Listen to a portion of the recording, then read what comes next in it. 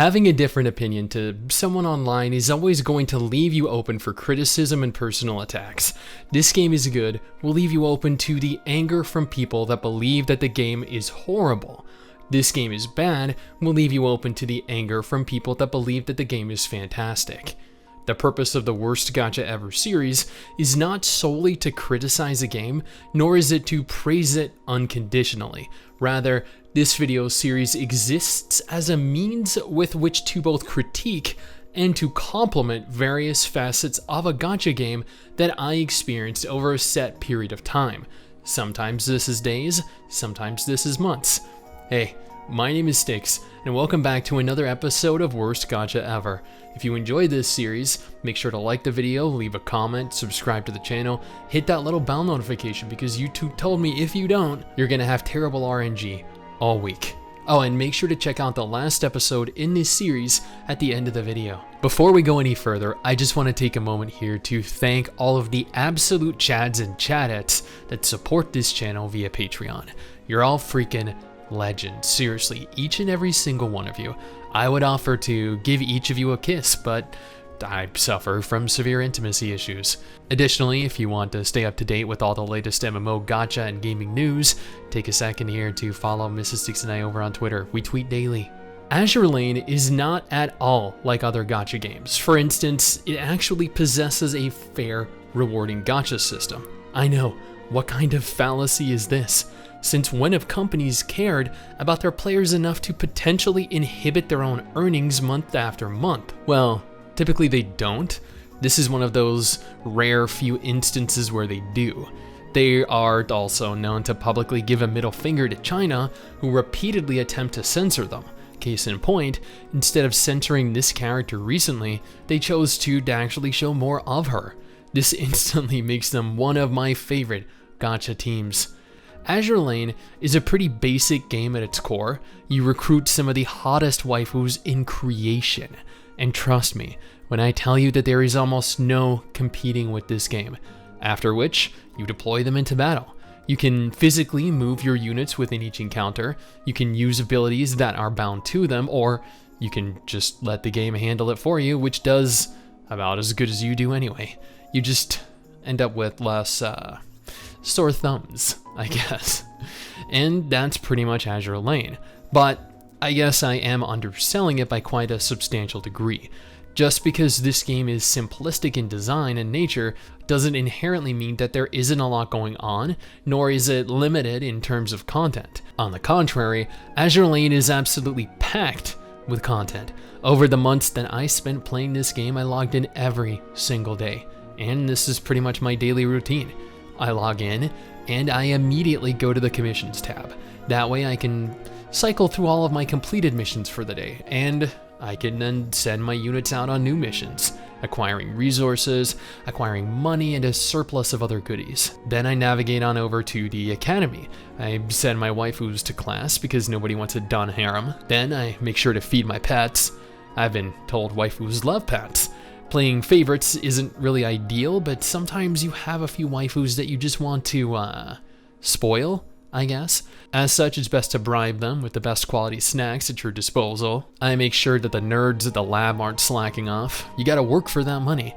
Then, I click through all the red exclamation points that appear. That's always fun. I then proceed to do my part for society, donating money, resources. I am a benevolent leader, after all. Then I take a look at which waifus I collected today. I realize that my harem is full, so I have to have them consume one another until only the strong survive. Then begin the recruitment process all over again. I see more red exclamation points at the bottom of the screen and, like you, are motivated to click them again lest my OCD get the better of me. After all of this is said and done, I begin grinding, sending out my waifus to automatically recomplete stages that I've completed in the past for XP. And I know what you're thinking. Stix, why would you do that? You know we can farm XP through weaker units and blah blah blah blah blah blah. Yeah, I'm aware. However, I have very limited time to play gacha games, so what I like to do is whatever the hell makes things easiest for me. That just so happens to involve sending my strongest units to farm the most recently completed stages, despite the countless comments that I'll no doubt get telling me that I am doing it incorrectly. Thankfully, Azur Lane forces you to play the game manually for every new chapter and every subsequent stage. Autoplay is unlocked after successfully completing each stage, which is a type of autoplay that I can totally get behind. I'm not overly fond of autoplay in my games, but if you're forced to play it manually first, I feel like easing the arduous process of farming is exponentially better than being forced to repeat the process over and over again. The game itself consists primarily of about a bajillion different chapters. Each chapter has a set number of stages of varying difficulties, each with their own requirements to successfully 3-star it. Each chapter has its own story, which admittedly is pretty good. However, I will note that there is a lot of fluff, for lack of a better word, bloating. Instances where we could easily skip through 80% of the conversations and still get every point across. But I find this to be more of an issue with mobile games in general, rather than one specifically with Azur Lane. Some of them have great narratives, don't get me wrong, but they suffer from bloating. Too much text with no real purpose. No need for it to be present, kind of like JRPGs, now that I take a moment to think about it. Every stage plays out the same way. You deploy your units onto a grid-based field. You navigate around the grid, engaging and eliminating enemies in random encounters here and there, as new enemies continue to spawn, culminating in the appearance of the boss, which is typically much more difficult to fight, especially after they use all of their lackeys to slowly eat away at your HP. And if you're not overpowered like I am, you'll probably come to realize how irritating this can be, because I did initially at points where the difficulty spiked significantly. Thankfully, you're capable of fielding a multitude of squads. However, no squad outside of my main one was ever strong enough to really compete with current chapters. Case in point, my second most powerful squad got wiped due to being filled with level 80 to 90 units, weak unupgraded gear, and probably units that just don't support one another. Which leads me to my next point. Your team composition matters. I just threw my team together with whatever waifus were the hottest as I unlocked them. I repeatedly replaced every single waifu with a new SSR immediately upon unlocking them. This is not what you want to do, but it worked for me. But you know what? Do as I say, not as I do. I can already see all the comments saying, I can't believe you used X waifu with Y waifu. Jesus, after playing for months, you're so bad at this game. And I'm not gonna argue with that. I play gacha games casually. I have absolutely no intention of playing them competitively. And these videos, they aren't deep, extensive reviews. They're just a means for me to express my thoughts on a game and what happened while I was playing to see if we can find the worst gacha imaginable. Now, with regards to the gacha, I can say of the 10 games we've played as part of the worst gacha ever series thus far, Azur Lane is by far the most free-to-play friendly. After reading what people have said online, it's also one of the friendliest, most generous gacha games most likely ever made. From the number of ways you can earn the currency with which to roll for waifus completely free, to the rates themselves, SSR waifus having a 7% chance of being pulled, elite at 12% and rare at 26%, and limited event waifus being as low as 1.2% but a guaranteed redemption at 200 rolls. Again, this is what I found via a variety of sources online, not rates that I've personally witnessed.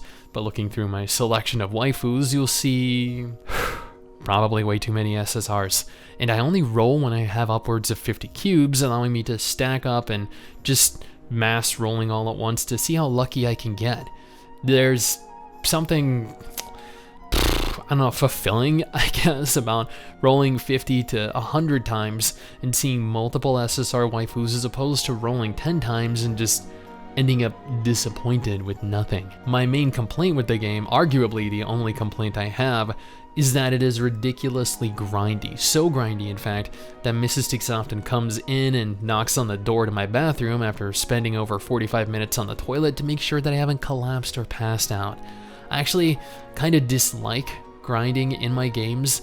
I like being able to tackle them casually for a length of time that I want and still being capable of progressing at a decent rate. And while that's technically possible in Azur Lane, at the same time it's not really. Being forced to repeat every single stage several times to proceed to the next one is also pretty frustrating.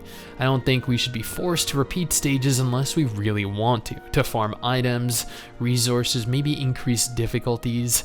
This leaves us spending far too long rerunning the same content over and over, and let's be real, that is not something that anyone wants to do unless it's beneficial in some way. As a means with which to merely pad out the time spent in each chapter though, nah. Now, YouTube heavily promotes longer videos over shorter ones, but I feel like for the most part, I've covered what I enjoy about the game and what I don't.